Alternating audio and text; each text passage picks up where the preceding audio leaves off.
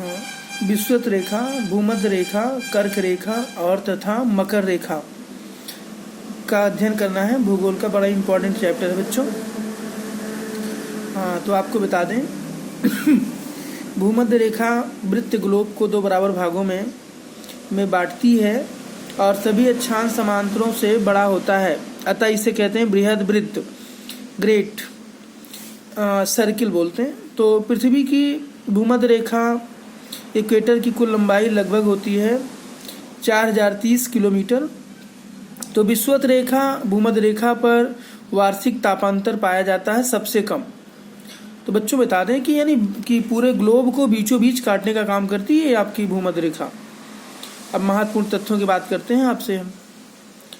उत्तरी ध्रुव तथा दक्षिणी ध्रुव के मध्य अर्थात दोनों ध्रुवों से समान दूरी पर खींची गई काल्पनिक रेखा को कहते हैं विषुवत वृत्त कहते हैं, इक्वाटोरियल सर्किल कहते हैं।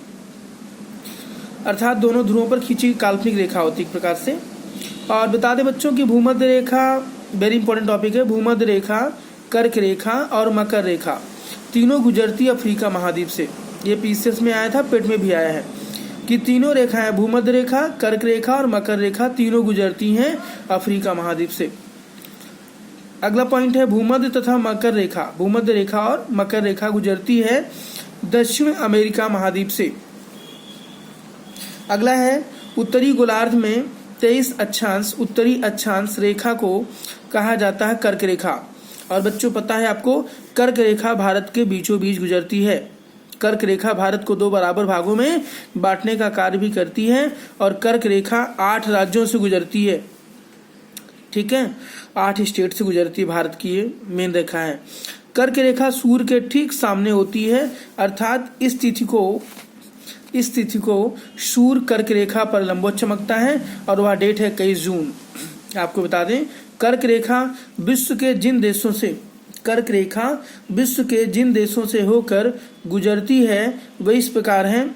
हवाई द्वीप यूएसए, बहामास, आपका मातानिया, अल्जीरिया, लीबिया, मिस्र, भारत, म्यांमार, ओमान, मैक्सिको, माली, नाइजर, चाड, सऊदी अरब अमीरात, संयुक्त अरब अमीरात जिसको यूईए कहते हैं, बांग्लादेश, चीन और ताइवान।